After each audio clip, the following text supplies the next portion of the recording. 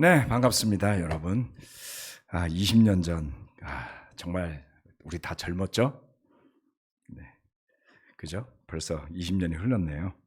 아, 인생이 돌고 돌아서 이제 우리 자녀들이 20대를 살아가고 있습니다. 시간이 빨리 지나가죠? 네, 열심히 그때의 모습을 또 재현하면서 사는 우리 자녀들이 계속 올라올 겁니다. 그래서 기대하십시오. 굉장히 느낌이 묘해요. 그 시절 이야기를 같이 나누곤 하는데요. 자, 오늘은 이어서 말씀 나누도록 하겠습니다. 지난 시간까지 이 교회에 대해서 여러 가지를 말씀드렸는데 아직 갈 길이 좀 많이 남아 있습니다. 그래서 차분하게 계속 주중에 아마 한 6월 달까지는 가야 되지 않을까요? 자, PPT 띄워주시죠.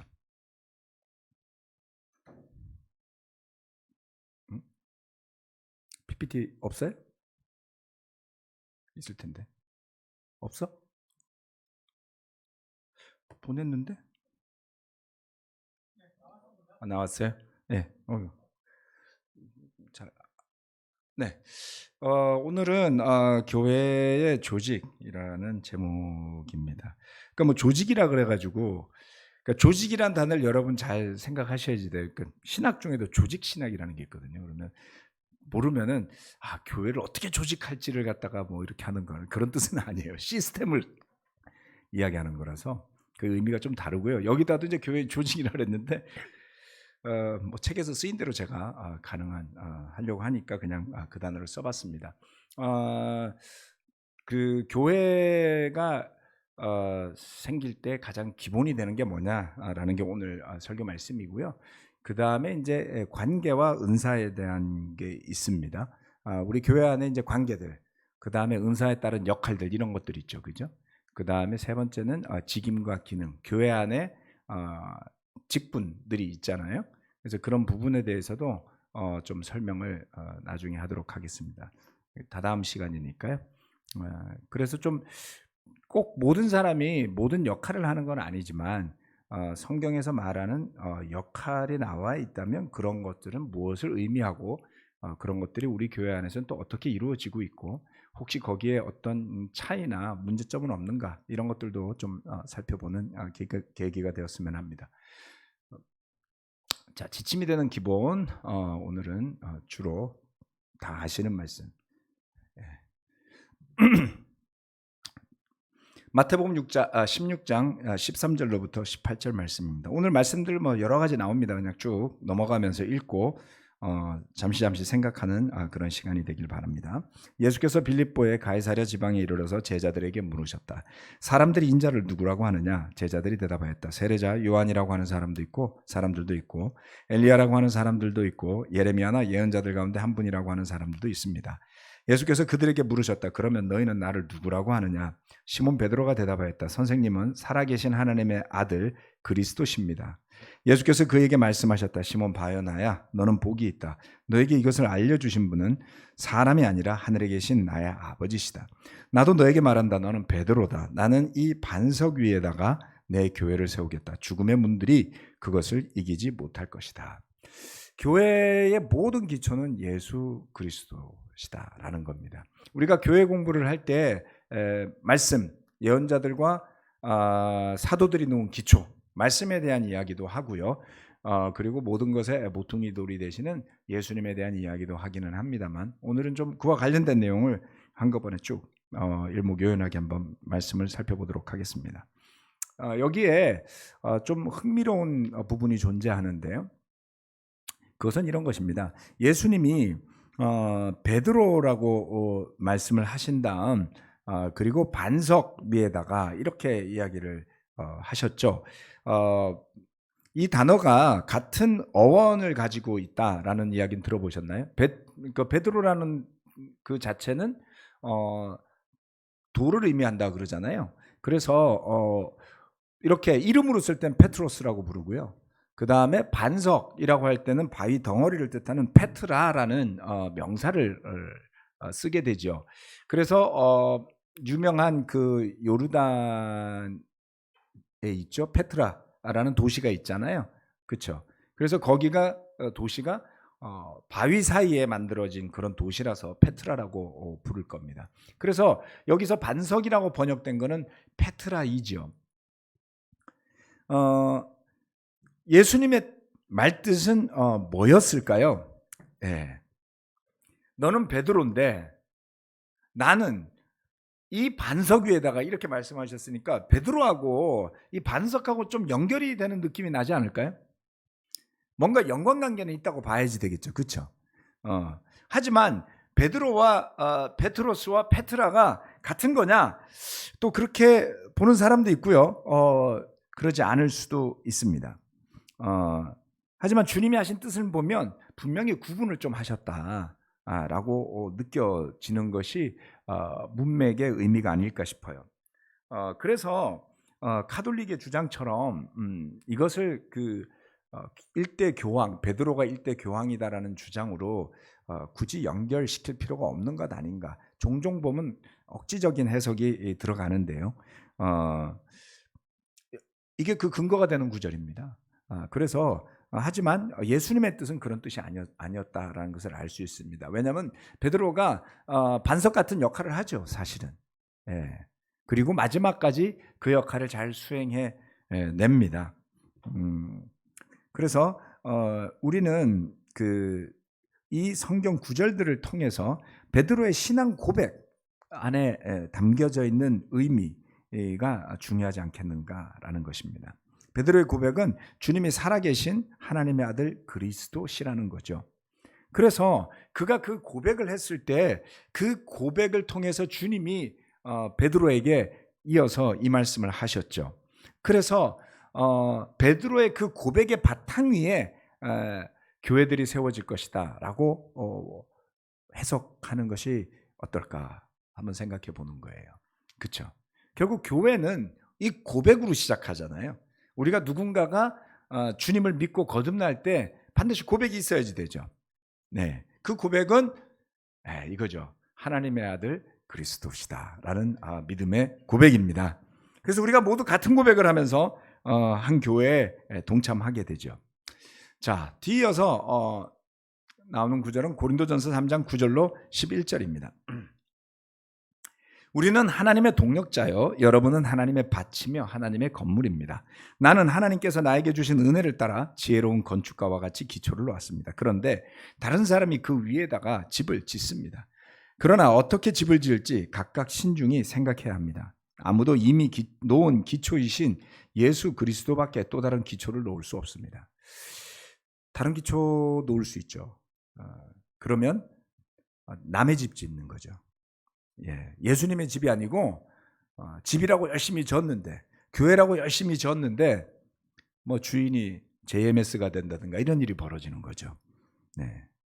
그런데 어떤 사람들은 명백하게 그런 모습들이 드러나고 그 교회의 주인이 예수님이 아닌 것으로 알 수 있지만, 또 다른 경우는 굳이 예수님이 주인인 것처럼 말하지만 사실은 그게 아닌 모습일 수도 있다는 것입니다. 자, 바울은 하나님이 그에게 주신 은혜를 따라서 건축가처럼 기초를 놓았다고 그랬어요. 그 말은 사실입니다. 그가 선교를 나갔을 때 교회를 완성시킨 적은 없죠. 교회가 시작할 수 있도록 기초만 놓았단 말이에요. 그렇게 다 기초를 놓고 다녔더니 이제 다른 사람들이 그 위에 집을 짓습니다. 그렇게 해서 교회들이 생겨났죠. 예. 그런데 그 집을 짓는 사람들은 책임이 있을까요, 없을까요? 책임이 있습니다. 그래서 바울이 이런 이야기를 하는 거예요. 기초만 놓고 왔는데 여러분이 집을 짓고 있지 않습니까? 그렇다면 그 집을 어떻게 지을지 신중히 생각하십시오 라는 거죠. 기초를 무엇으로 삼으시겠습니까? 라는 겁니다. 질문입니다. 자, 여러분들이 처음 성경 공부를 하고 이 교회에 오시게 되었을 때는 그 교회에 참여하는 사람이에요. 그런데 시간이 지나요. 그러면 재민 형제도 앞에서 환영하면서 이야기했지만 시간이 지나면 함께 집을 짓는 사람이 된단 말이에요. 그렇지 않아요? 같이 집을 짓는 사람이 된다고요. 그러면 여러분 생각이 생겨날까요? 안 날까요? 이렇게 져야 되는데, 저렇게 져야지 되는데 라는 생각이 있겠죠. 예. 자, 바이블톡 그룹, 우리가 이제 패밀리 그룹이라고도 부르는데, 우리 교회 소그룹 모임을 할 때 처음에 여러분이 세례받고 들어올 때는 들어가는 게 그냥 감사하고 좋아요. 너무 좋잖아요. 시간이 지났어요. 사람들이 늘었어요. 변화가 생겼어요. 새로운 바이블톡을 만들어요. 이젠 여러분이 주체적으로 참여하게 되는 겁니다. 그럴 때는 의견이 있죠. 이름을 이렇게 하자, 저렇게 하자, 모임은 여기서 하자, 저기서 하자, 이렇게 할 수 있죠. 그런데 그런 일상적인 교회에서 일어나는 일들을 할 때에 매 순간마다 의식을 하고 하세요? 과연 우리가 이걸 하는 게 예수님이라는 기초 위에 하는 걸까? 의식하신 분들 계세요? 별로 없을 거예요. 당연히 그럴 거라고 추정하고 열심히 하는 거예요. 그런데 살다 보면 삐걱거리잖아요. 의견이 안 맞기도 하고, 바이블톡 이름이 마음에 안 들어서 바이블톡으로 옮길 수도 있고요. 바이블톡 모임하는 장소가 마음에 안 들어서 가다가 말다가 하다가 결국에는 이사간 김에 옆에 교회로 옮길 수도 있고요. 뭐 바이블톡도 옮기기도 하고 교회도 옮기기도 하죠. 그런데 진짜 여러분의 모티베이션은 뭐냐는 거예요. 그것이 정말 진정성 있게 그리스도라는 기초 위에 가는 거라면 문제가 없어요. 그렇지 않아요? 기분 나빠서 가는 거면 문제가 있어요. 그렇잖아요. 보다도 나은 선택을 한다면 문제가 없어요. 누군가가 미워서 한다면 문제가 있죠. 그래서 너무나 중요한 게 여러분의 마음밭입니다. 늘 의식하라는 것은 아니지만 어떤 크리티컬한 순간에는 그것이 문제가 돼요. 기초가 내 감정이고 내 가치고 내 판단이고 그런 것인지 나의 호불호인지 아니면 그리스도인지. 그리스도 예수가 기초가 될 때는요, 많은 것들이 용서가 됩니다. 많은 것들을 봐줄 수가 있어요. 여러분 이 예배당에 와가지고 따질 거 많아요. 아니 왜 의자를 이런 거 놓고 앉습니까? 그럴 수도 있잖아요. 그렇죠? 강단이 왜 쓸데없이 예배당 규모에 비해서 높아가지고 설교 들을 때 목을 치켜들게 만드나요? 시선이 불편한데요? 뭐 이런 것도 이야기할 수 있지 않아요? 저는 사실 좀 높다고 봐요. 세례통 때문에 어쩔 수가 없었습니다. 더 낮추고 싶었거든요. 공간이 크지 않은데 나만 그런 생각을 하나? 여러분 예배당을 처음에 만들 때 강단을 어디로 놔야 할지도 되게 고민을 했거든요. 한 번 놓고 바꾸려면 힘들잖아요. 그거를 정할 때 이렇게 놓으면 시야가 불편하지 않을까? 저렇게 놓으면 불편하지 않을까? 정말 고민하다 여기로 놨어요. 다행히 불평하는 사람들이 별로 없었습니다. 근데 만약에 들을 때마다 여기 예배당은 강단이 왜 저기 있죠? 뭐 이런 게 있을 수 있다는 거예요. 예를 드는 겁니다. 그게 나쁜 거 아니라는 거예요. 그런데 그런 것들이 예수님보다 더 중요해지면 문제가 돼요. 그렇죠? 아니 왜 여기다 놓으셨어요? 저 코너에다 놔야지. 그러면 더 많은 사람이 앉을 수 있잖아요. 이거 가지고 미팅을 한 3개월 한다고 생각을 해보세요. 근데 그런 일이 교회 안에 의외로 많습니다. 자, 정말 예수님이 기초가 된다. 사도행전 4장 10절 말씀, 12절 말씀. 중요한 말씀입니다. 제가 아주 좋아하는 말씀인데요. 여러분 모두와 모든 이스라엘 백성은 이것을 알아야 합니다. 이 사람이 성한 모습을 몸으로 여러분 앞에 서게 된 것은 여러분이 십자가에 못 박아 죽였으나 하나님이 죽은 사람들 가운데서 살리신 나사렛 예수 그리스도의 이름을 힘입어서 된 것입니다. 이 예수는 너희들 집 짓는 사람들에게는 버림받은 돌이지만 집 모퉁이의 머릿돌이 되신 분입니다. 이 예수밖에는 다른 아무에게도 구원은 없습니다. 사람들에게 주신 이름 가운데 우리가 의지하여 구원을 얻어야 할 이름은 하늘 아래에 이 이름 밖에 다른 이름이 없습니다. 매우 배타적인 설교를 베드로가 했어요. 예수라는 이름 말고는 구원을 받을 이름이 이 세상에 주어진 일이 없습니다. 예수 그리스도라는 돌이요. 교회의 기초이시고 교회라는 집의 모퉁이 돌, 예언자가 예언했던 그 돌, 그렇죠? 예. 다니엘이 예언했던 마지막에 큰 돌이 날아와서 신상의 발을 부셔버리고 영원히 있게 된다는 그 돌, 예수님입니다. 교회의 구성, 교회의 운영, 교회에 대한 해석을 오로지 예수 그리스도를 기초로만 해야 합니다.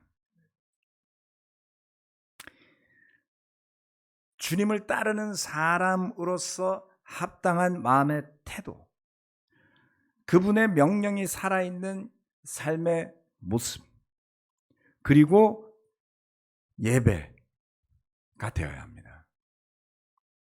믿음에 대한 책임은 누구에게 있을까요? 여러분 믿음에 대한 책임이 최종적으로 누구에게 있습니까? 여러분 자신들에게 있어요. 그래서 내가 지금 믿음 위에 서 있는지 아닌지 늘 체크할 책임이 여러분에게 있습니다. 우리 교회가 종종 실수했던 게 있어요. 남의 믿음을 내가 정해. 예? 그러면 대체로 어떻게 되냐면 교회에서 직급이 높을수록 믿음이 있고요. 직급이 낮을수록 믿음이 없는 사람으로 전락할 가능성이 높아요. 이게 문제인 거예요. 그렇죠? 예. 믿음 없다는 소리를 너무 쉽게 하는 거죠. 물론 가끔 좋기는 해요. 가끔. 제가 처음 세례받고 나서 우리 박정 목사님이 제 제자 훈련자였는데 한 2년, 1년 지났나? 뭐 일도 바쁘고 바쁘게 살았거든요. 어느 날 저를 보더니 갑자기 그러더라고요. 너는 지금 네 믿음이 죽은 것 같아. 그러더라고요. 그래서 내가 벙 쪘죠. 무슨 말씀이세요? 그래서 이제 그런 게 좀 자극이 되잖아요. 생각해보고 고민해보고 내가 요즘 참 믿음 없이 살고 있었나? 아무 생각 없이 살고 있었나? 뭐 그래서 회개하는 좋은 계기가 된 적도 있어요. 그런데 그런 말을 아무렇게나 아무 때나 하면 효과가 있겠어요? 그냥 저주가 되잖아요. 나중에 지나다 보니까 제가 이제 한 6년 정도를 동경에 갔다가 오는 바람에 그 뒤로 한 6년의 공백이 있었어요. 세례받고 2년 만에 갔으니까 한 6년 정도 돼서 오니까 교회가 좀 삭막해져 있어, 분위기가. 예? 제 기억에는 한 2년 동안에 딱 한 번, 그것도 굉장히 그 박재 목사님이 좀 고민해서 해주는 것처럼 전 느꼈거든요. 근데 그 다음엔 사람들이 막 믿음 없다는 소리를 아무렇게나 해. 이러면 문제가 되는 거죠. 그러다 보니까 무슨 문제가 생긴지 아세요? 사람들이 믿음에 대한 책임을 자기가 안 져요. 자기가 믿음이 없으면 교회 책임이라는 거야. 그 사람의 믿음의 기초는 뭐예요 도대체? 여러분 스스로 여러분의 믿음을 찾으셔야 됩니다. 여러분 스스로 자신의 삶이 그리스도 예수라는 분을 기초로 한 가정으로 서 있는지 찾으셔야지 돼요. 여러분 스스로 또는 집단으로 본인이 소속되어 있는 교회가 그리스도 예수라는 기초 위에 서 있는 믿음의 집단인지 아닌지 확인하셔야지 돼요. 책임이 있습니다. 다만 믿음으로 하세요. 조건이 있어요. 믿음으로 하셔야지 돼요. 왜냐하면 여러분이 믿음이 없으면 한없이 부정적이 될 거기 때문에 그렇습니다. 여러분 생각해 보세요. 교회는 믿음 있는 사람이 섬기고 이끌어야지 돼요. 믿음 없는 사람이 이끌어야지 돼요. 이러면 흔히 하는 말로 주객 전도되는 거 아닙니까? 교회는 믿음으로 가는 곳이에요. 근데 까딱 잘못하면 믿음 없는 사람이 교회를 흔들 수 있어요. 기초가 그리스도라야지 되는데 믿음 없는 사람, 불안한 사람 이러면 안 되죠. 그렇지 않아요? 네.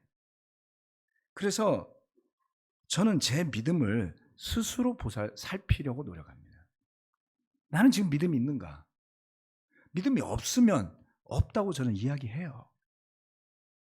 알 수 있어요. 왜요? 믿음 없을 때 어떤 증상이 생긴지 아세요? 뭘 해야 될지 모르겠어. 한번 생각해봐요. 목사는 선장이나 다름없잖아요. 망망대해에서 선원들에게 배가 어디로 가야 할지 모르겠어. 어쩌라고요? 그렇지 않아요? 믿음이 없으면 1등 항해사한테 이봐, 내가 지금 갑자기 방향 감각이 없고 혼란스러워졌어. 약간 공황장애가 왔나 봐. 자네라도 좀 우리가 가던 방향으로 갈 수 있도록 이 키를 좀 잘 잡아봐. 그래야 되는 거 아니에요?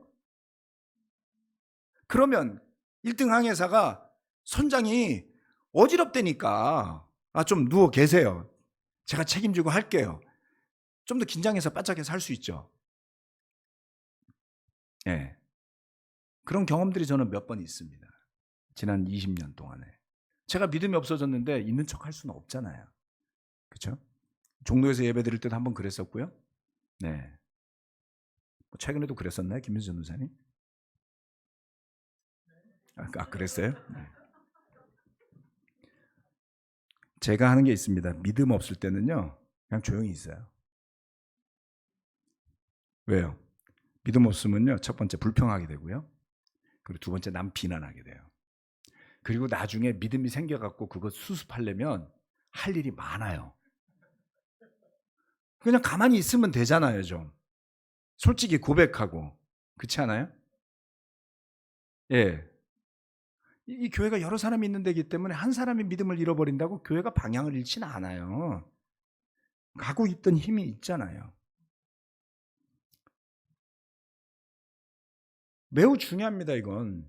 마태복음 7장 24절로 27절. 만약 그러지 않으면 이런 결과가 초래가 돼요. 그러므로 내 말을 듣고 그대로 행하는 사람은 반석 위에다 자기 집을 지은 슬기로운 사람과 같다고 할 것이다. 비가 내리고 홍수가 나고 바람이 불어서 그 집에 들이쳤지만 무너지지 않았다. 그 집을 반석 위에 세웠기 때문이다. 그러나 나의 이 말을 듣고서도 그대로 행하지 않는 사람은 모래 위에 자기 집을 지은 어리석은 사람과 같다고 할 것이다. 비가 내리고 홍수가 나고 바람이 불어서 그 집에 들이치니 무너졌다. 그리고 그 무너짐이 엄청났다. 문제가 생기기 전까지는 기초를 알 수가 없습니다. 여러분의 삶이, 여러분의 가족이, 여러분이 속한 그룹이 어떤 문제에 봉착하기 전까지는 그 토대가 불분명해요. 쓰나미가 들이닥친 일들이 최근 20년, 10년, 20년 사이에 많았죠. 한 번은 푸켓 쪽에 굉장히 인도네시아에서 생긴 것 때문에 쓰나미가 몰아닥쳤죠. 일본에서도 어마어마한 쓰나미가 몰아닥쳤습니다.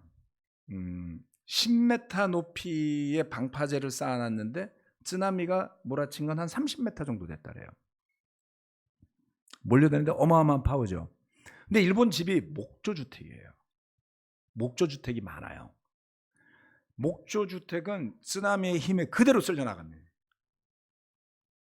콘크리트로 된 건물이 있었던 곳에 3층, 4층인데 있는 사람들은 살았어요. 그런데 목조주택에서 대피하지 못한 사람들은 그대로 쓸려갔습니다. 푸켓에서도 마찬가지예요. 바닷가에 있는 집들이 어마하게 파도가 밀려들면서 쓰나미가 들어올 때 콘크리트로 지은 집 옥상에 있던 사람들은 살아요. 네. 그렇지 않은 판잣집들은 그냥 허물어졌죠. 우리는 어떤 토대 위에 가정을 세웠고 자신의 신앙을 세웠고 우리 교회들을 세워왔던 것일까요? 살펴보시면 지난 20여 년간 우리 한국 교회들의 연합 리더십의 형태는 계속 변화되어져 왔죠. 그렇죠? 하지만 그것이 성경적이다, 성경적이지 않다라고 해서 싸우거나 그것이 변화되었기 때문에 교회가 분열된 적은 없어요. 네, 이견이 있었죠. 네. 좀 불편함도 있었죠. 생각이 다를 수도 있잖아요. 어떤 사람은 이런 형태의 리더십을 주장할 수 있고요. 어떤 사람은 저런 형태의 리더십을 주장할 수 있어요. 네. 뭐 ICOC 2.1, 3.0 가지고 뭐 거의 비등비등한 의견들이 나왔지만 내가 원했던 3.0이 아니고 2.1을 선택했다 그래서 뛰쳐나간 사람도 없고요. 예, 전 세계 목회자들 회의에서 모여서 그냥 그렇게 가기로 했어요. 왜요? 예수님은 어느 하나를 명확하게 지시해 놓지 않으셨기 때문에 그렇습니다. 우리 교회들이 유연성 있게 리더십 구조라든가 운영의 방법들을 변화시켜 올 수 있었던 가장 근본적인 이유는 우리가 지향하는 교회 모습이 초교파이기 때문에 그랬던 겁니다. 초교파라는 것은 의미가 명확해요, 여러분. 뭐가 교파고 뭐가 교파가 아니냐. 전 이런 생각했거든요, 꽤 오랫동안. 아니, 초교파가 아니라면서 우리도 하나의 그룹을 형성하고 있잖아요. 그럼 우리도 교파나 교단 아니야? 이렇게 생각하죠. 자, 교단을 형성한다라는 것은요, 그 교단을 운영 유지하기 위한 헌법이 있어야지 돼요. 그것을 교회법이라고 부릅니다. 교회법. 교파별로 다 있어요. 교단별로 다 있습니다. 우리 그리스도의 교회는 교회법이 있을까요? 없을까요? ICOC 국제 그리스도의 교회도 교회법이 없고요. 우리가 흔히 부르는 전통 그리스도의 교회도 교회법이 없어요.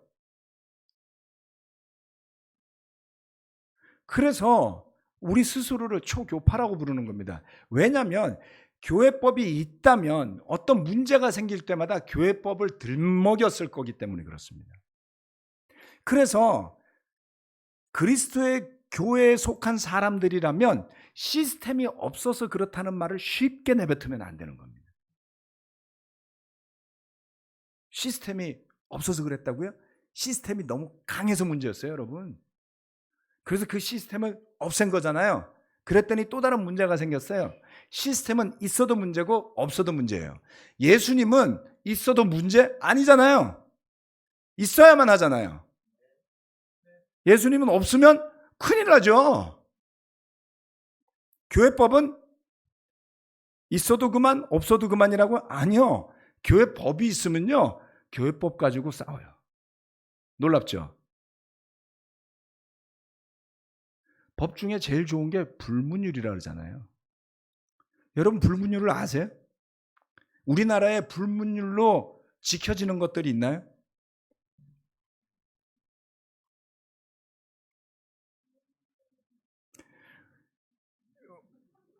이거 되게 중요한 겁니다. 예. 법이 잘 만들어져 있으면 분쟁을 피할 것 같지만 법을 만들면 만들수록 분쟁이 늘어나요. 국회의원을 300명인가요 지금? 정확하게 명수를 잘 모르겠어요. 몇백 명이 모여서 맨날 법안을 만들거든요. 무지하게 많은 법안을 계속 만들어요. 이제는 우리의 일상을 막 침해하기 시작을 해요. 법이 새롭게 만들어질 때마다 제한을 받잖아요. 슬슬 짜증이 나기 시작을 합니다. 왜요? 교통법이 바뀌잖아요. 우회전을 파란불이 켜져 있어, 녹색불이 켜져 있어도 조심해서 피해가면 된다 이러더니, 그래서 처음 할 때 되게 쭈삣쭈삣했거든요. 우회전하는데 녹색불인데 안 간다고 뒤에서 막 난리야. 한 십몇 년 전에 제가 동경 살다 와가지고 가야 되나 말아야 되나. 저는 일본에서 6년 살았으니까 거기 운전법에 익숙한 거예요. 그래서 적응됐더니 또 바뀌었어요. 또 바뀌었어요. 속도도 바뀌었어요. 막 정신이 없어요. 막 60km, 50km, 30km, 80km. 서울 시내에서 운전하다가 계속 스트레스 받죠. 좋아야 되는데 불편하잖아요. 이게 불문율이 아닌 법으로 디테일하게 만들면서 벌어지는 일이에요. 그 다음에 또 바꾸죠. 또 바꾸죠. 성문법이 아닌 불문율이 살아있는 데는 그냥 마을이에요. 그냥 마을 같은 데 가면 법 안 따지고 그냥 살 수 있는 마을. 그런 데가 낫지 않아요? 그냥 살아오던 대로 살면 돼요. 별로 불편한 게 없어요. 아무도. 예? 옆집이랑 우리 집이랑 땅 경계 측량해 보면 지붕 처마도 막 삐져나와 있고 밭도 막 침해돼 있는데 평생 할아버지 때부터 이상 없이 살았어요. 그렇지 않아요? 네. 별 문제 없이 살았다니까요. 서울 시내 종로 쪽에 가면 옛날 말들 있죠. 한옥말. 다닥다닥다닥 붙어 있는데. 건축 전문가들이 하는 말이 있어요. 측량이 기술이 좋아져 갖고 제대로 측량하면 집이 한 개 정도 없어진대요. 그래서 못 한대요. 어때요, 여러분? 어느 날 정부가 바뀌어가지고 자 측량법을 다 제대로 해서 GPS도 정확하니까 이제 합법적으로 해가지고 측량합시다 그랬더니 집들이 다 잘려져요. 누가 좋아하겠습니까? 지금까지 100년, 200년을 거기서 살았어요.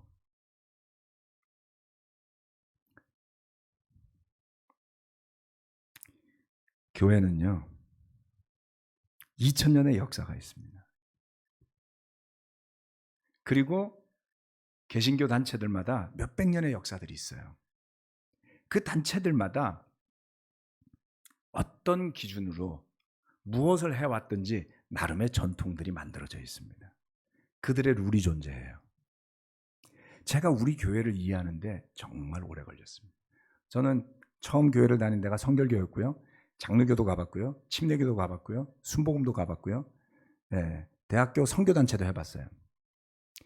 돌고 돌고 돌아서 마지막으로 온 게 우리 서울그리스도교회였어요. 뭐가 좋았을까요? 네, 사람도 좋았고요. 말씀 좋았습니다. 그리고 두 번째로 좋았던 게 말씀에 능력이 있다는 것을 이 교회에서 전 처음으로 배웠어요. 하나님의 말씀이 살아있고 능력이 있구나. 사람들이 그 하나님의 말씀의 능력으로 변하는구나. 너무나 좋았습니다. 하지만 도대체 어디서 이런 교회가 뚝 떨어진 걸까를 놓고 고민하면서 교회사를 공부하고 그리고 아주 오래된 세례받은 지 수십 년 된 제자들을 만나보면서 동경에 가서 또 컨퍼런스에 가서 할아버지 때부터 그리스도의 교회에 있었다는 사람들도 만나보면서 그리스도의 교회가 뭔지 성경 말씀과 교회사를 비교해 보면서 도대체 우리는 어디쯤 위치해 있는 교회인 건지 우리는 왜 지금 이런 모습의 교회로서 이런 모습의 문제를 안고 있는 건지 오랜 시간 고민해 봤습니다. 예배를 세워보기도 했고요. 선교팀을 도와줘 보기도 했고요.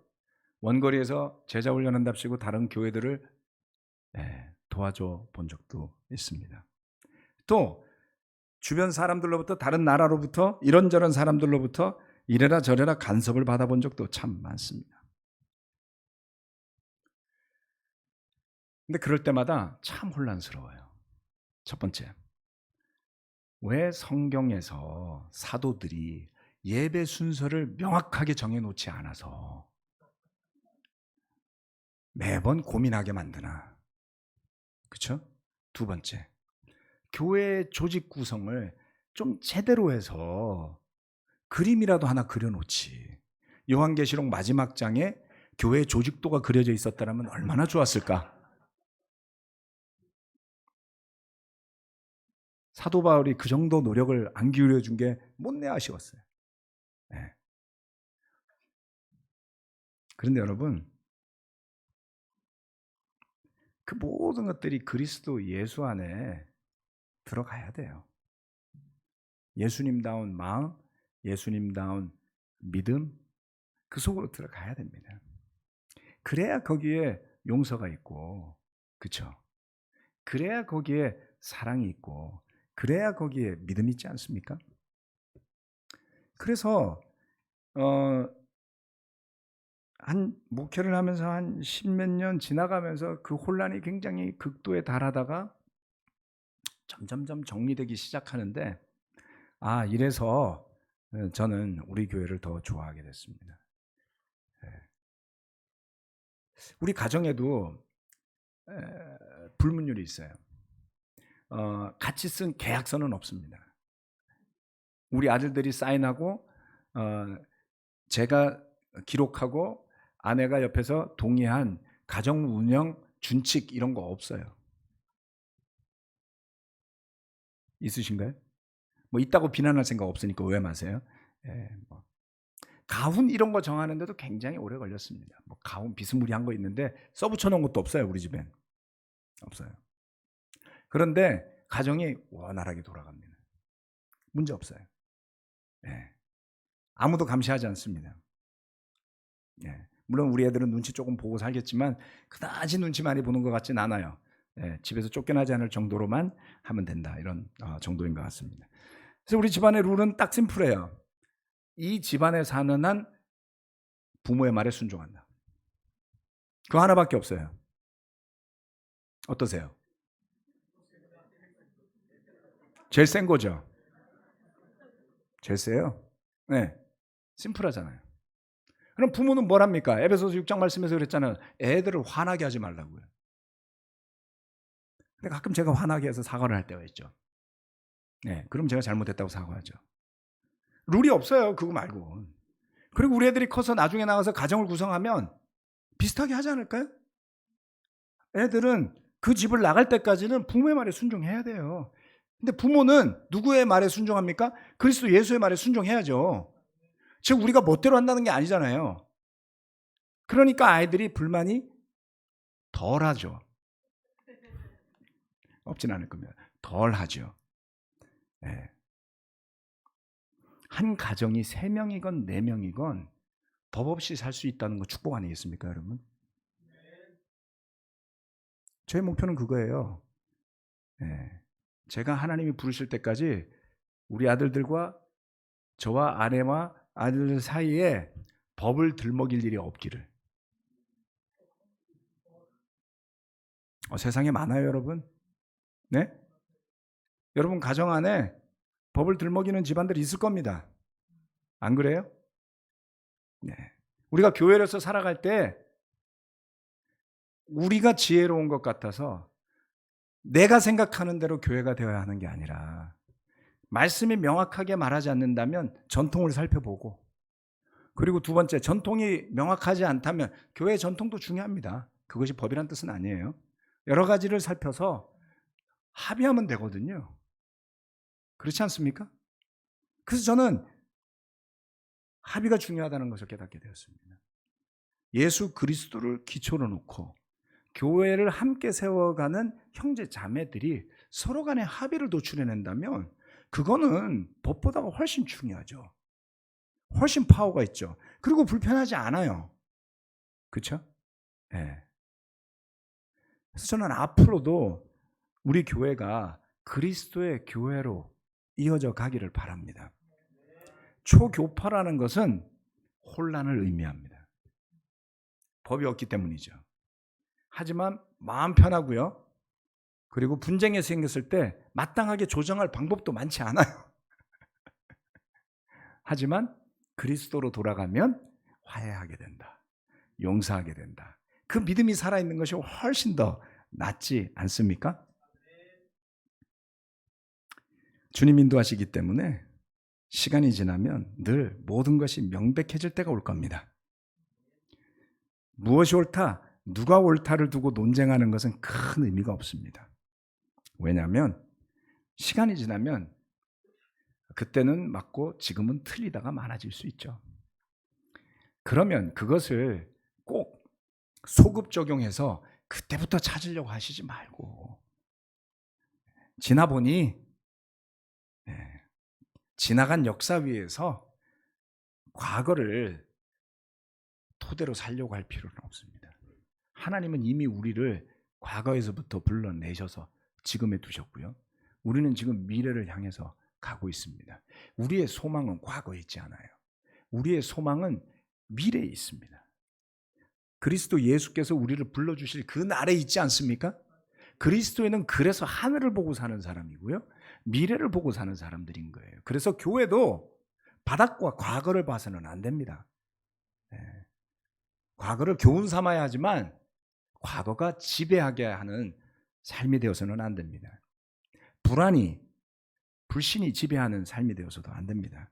그리스도 예수를 향한 굳건한 믿음이 이끄는 개인의 삶, 가정의 삶, 그리고 교회가 되어져야만 합니다. 그리고 솔직히 말하면 누가 믿음 있는지 알 수 있어요. 여러분 모르는 것처럼 말씀하지 마세요. 그냥 보면 알 수 있습니다. 예. 대체로 믿음 없으면 얼굴이 좀 어둡고요. 네, 그냥 심플해요. 좀 얼굴이 좀 어둡고요. 짜증이 좀 잘 나고요. 그렇죠? 그리고 불평을 좀 자주 할 수 있습니다. 믿음 있는 사람은 좀 밝고요. 좀 굳건하고요. 안 밝을 수도 있지만 굳건하고요. 최소한 불평하지 않고요. 남 탓하지 않고요. 네, 꾸준히 갑니다.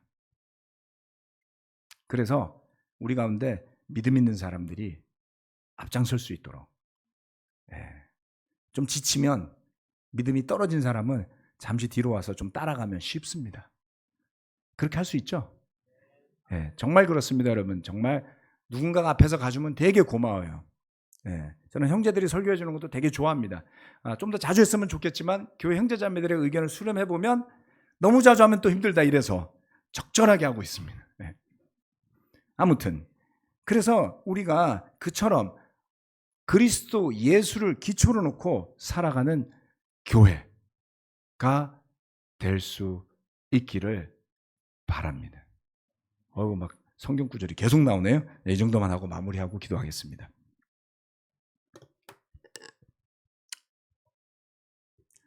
하나님 아버지,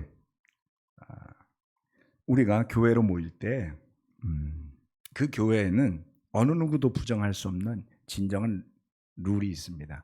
하나님의 말씀입니다. 그러기에 성경 말씀 앞에서 우리 자신들이 낮아져야 되고요. 그리고 그 성경 말씀은 대체적으로 남에게 적용시키라고 있는 것이 아니라 나의 신앙에 적용시킬 때 가장 큰 효력을 발휘하는 것을 경험하게 됩니다. 우리가 어떤 시절에는 남의 믿음을 자꾸 보려고 했던 때도 있었어요. 그래서 믿음이 있네 없네 야단도 치고 회개하라고 그러고 그랬던 적도 있는데요. 회개를 어떻게 남이 시킬 수가 있겠습니까? 회개하기를 기대할 수 있고 기도할 수 있고 필요한 환경을 만들 수도 있겠지만 믿음도 회개도 궁극적으로는 개개인이 하나님 앞에서 부딪혀야만 할 수 있는 일들입니다. 다만 여러 사람이 함께 모여서 그 믿음의 힘이 뭉쳐질 땐 그것이 하나의 공동의 영성으로서 주님께서 두세 사람이 모인 곳에는 나도 그들과 함께 있겠다라고 하신 말씀처럼 함께 모이는 것에는 분명히 힘이 있습니다.